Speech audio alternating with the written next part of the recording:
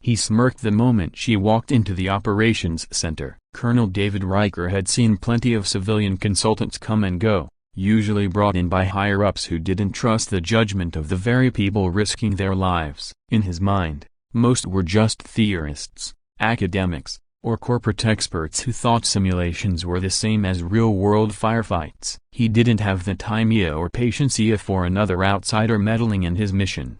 But as the young woman walked in, calm and unreadable, he smirked anyway. Her civilian clothes stood out against the pressed uniforms and gear of the room. Black jeans, a fitted jacket, hair tied neatly back, and eyes that scanned the room with unnerving precision. She didn't fumble or shrink as everyone turned toward her. If anything, she looked as though she'd been here before. "This is Dr. Ilara Vance," General Harlan said, his voice carrying authority as he introduced her. "She's joining us as a consultant for Operation Iron Veil." Riker leaned back in his chair, arms crossed. "Consultant? With respect, sir, we're dealing with a high-level breach, not an academic exercise. We need soldiers, not theories." General Harlan didn't flinch. "Dr. Vance isn't here to theorize. She's here because we have a code we can't break. And she's the only person cleared to try." That got a murmur around the room. The screens along the walls glowed with maps,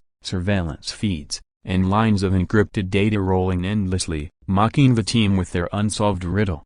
Riker's smirk deepened, half amusement, half disdain. "We've had the NSA, CIA, and half the Cyber Warfare Division pounding at that thing for days. If they can't crack it, what makes her so special?" Dr. Vance didn't answer immediately. She walked past him without so much as a glance, straight to the main console. Her movements were deliberate, practiced. She studied the code strain projected on the wall, her lips barely parting as though she were whispering to herself. Then, with a quiet calm that contrasted with the tension in the room, she placed her hands on the keyboard. The colonel leaned forward, ready to catch her first mistake. He expected hesitation, clumsy typing, the usual fumbling of an outsider overwhelmed by military-grade systems. Instead, what he saw made the smirk slide off his face. She didn't search, she didn't test, she didn't second-guess. Her fingers flew across the keys with absolute certainty. She bypassed 3 layers of encryption the NSA had been locked out of,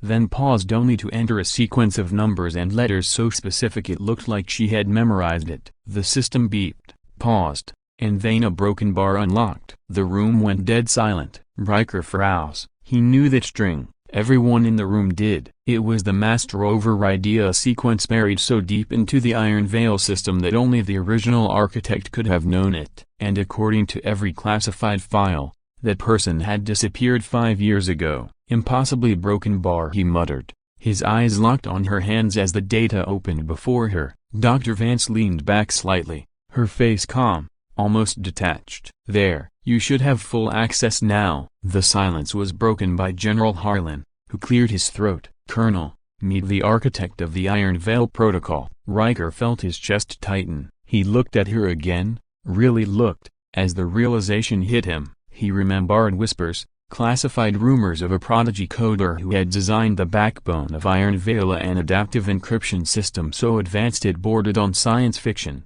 Rumors said she'd died in a lab accident. Others claimed she defected. But none of them said she'd just a broken bar walked back into their lives. He stopped himself, words tangled between disbelief and the sharp edge of betrayal. "You built this?" Dr. Vance's expression didn't change. "I built it, and now someone is using it against you." The general stepped in before Riker could say more. "We don't have the luxury of questioning history. The enemy has gained partial access to Iron Veil's failsafe grid. If they reach full control, they can disable half the nation's defenses. We needed her." End of story. But for Riker, it wasn't the end. Every instinct screamed at him to push back. She wasn't military. She disappeared when her system was first commissioned, abandoning everyone who relied on her creation. Now she was here, with knowledge no one else had, unlocking codes no one should know by memory. It didn't add up, and yet he couldn't deny what he had just witnessed. The briefing continued, the room buzzing with renewed urgency as data streamed in, enemy signals traced to hidden networks in Eastern Europe, drone fleets on standby in undisclosed locations, a digital war bleeding into reality. Everyone moved with military precision, except her. She didn't move like a soldier, she moved like a ghost amongst a calm, untouchable, and in some strange way, in control. Hours passed. Riker found himself watching her more than he wanted to admit. Every keystroke she made unraveled codes their brightest minds couldn't crack. Every insight she offered bypassed weeks of analysis. She wasn't guessing as she knew. Finally, during a lull when the team shifted strategies, he cornered her. "You expect me to just believe you came back to help?" he asked in a low voice, careful not to draw attention. 5 years gone, and now you show up knowing the one code no one else could access? Feels a little too convenient. Her eyes met his, calm but sharp. "You don't have to believe me. You just have to let me finish this before the enemy shuts you down completely." That's not an answer. It's the only one you'll get for now. Something in her tone stopped him from pressing further. It wasn't arrogance. It was a broken bar exhaustion, a weight in her voice that hinted at truths she wasn't ready or allowed to share. The operation surged forward, targets narrowed, countermeasures deployed, and then, at 0300 hours, alarms blared across the command center. The enemy had escalated. Iron Vale's own satellites were being turned against them, their surveillance grids hijacked, video feeds scrambled, navigation systems redirected, drones dropping offline in dangerous clusters. Panic rippled through the younger officers as their screens flickered with warnings. Riker barked orders, snapping the team back into focus, but even he knew they were losing ground. Every move they made, the enemy countered as if they were reading their playbook in real time. That's when Dr. Vance spoke up. "They're not just inside the system," she said, her voice cutting through the chaos. "They're inside me." The room went silent again, except for the alarms. "What the hell does that mean?" Riker demanded. She didn't look at him. She kept her eyes on the code streaming across the main display. "When I built Iron Vale, I built a back-channel of failsafe tethered to my own biometric keys. I never told anyone, not the generals, not the agencies, no one. Whoever's running this has somehow replicated my digital signature, which means a broken bar." She paused, breath tight. "A broken bar. They know who I am." The implications hit Riker like a punch. If the enemy could mimic her signature, they could outpace every defense they had. "Unless a broken bar, you're the only one who can stop it,"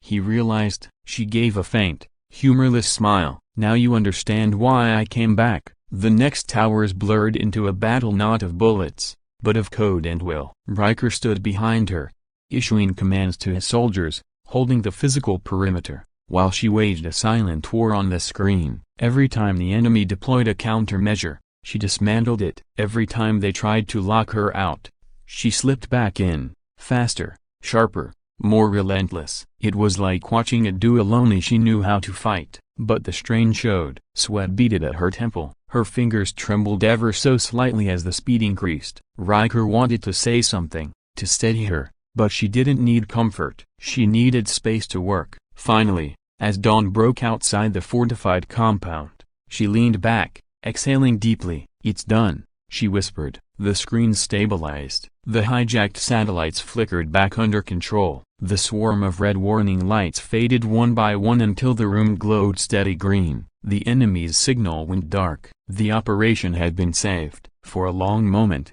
no one spoke, then the room erupted in cheers and applause. Soldiers clapped each other on the back, relief pouring out like a flood. General Harlan gave her a nod of deep respect. But Riker just stood there, staring at her. She met his gaze, and this time, there was no calm mask, just fatigue and the faintest hint of vulnerability. "You still don't trust me," she said quietly. He hesitated. Then, to his own surprise, he shook his head. "I don't know if I trust you, but I know I'll never underestimate you again." For the first time, she gave a real smile. Small, fleeting, but genuine. And then she turned back to the console, her fingers already moving again. Because the war wasn't over. Not yet.